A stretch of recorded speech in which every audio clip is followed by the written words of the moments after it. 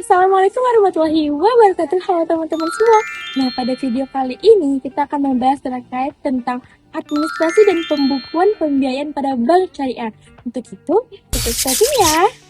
Teman-teman, tahu nggak sih apa pengertian dari administrasi bank syariah?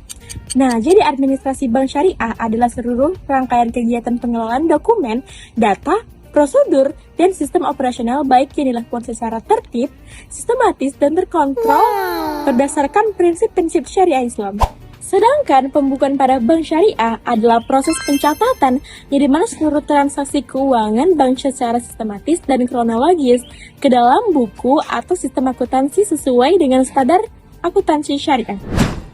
Unsur-unsur penting dalam administrasi pembiayaan yang pertama itu adanya tersedia sumber daya manusia.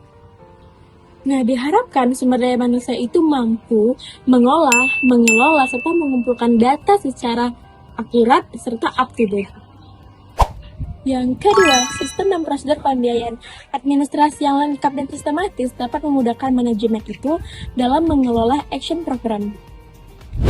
Adapun fungsi dari administrasi pembiayaan, yaitu yang pertama sebagai sumber alih informasi, yang kedua sebagai alat komunikasi dengan nasabah, yang ketiga sebagai instrumen pengawasan pembiayaan, yang keempat sebagai sumber materi pembuat laporan, yang kelima sebagai alat untuk penentuan kualitas pembiayaan, yang terakhir itu adanya alat bukti dan antisipasi bila ada sengketa. Kita lanjut ke penetapan biaya administrasi pembiayaan. Nah, penetapan biaya itu didasarkan pada konsep real cost atau perkiraan pengorbanan yang dikeluarkan bank selama tahapan proses pembiayaan, seperti pengumpulan berkas, survei, dan verifikasi. Nah, secara teknis juga, biaya ini dapat ditetapkan berdasarkan persentase dari plafon pembiayaan atau berdasarkan tarif nominal yang sudah disesuaikan di akad. Kita lanjut ke proses administrasi dan pembukuan pembiayaan pada bank syariah.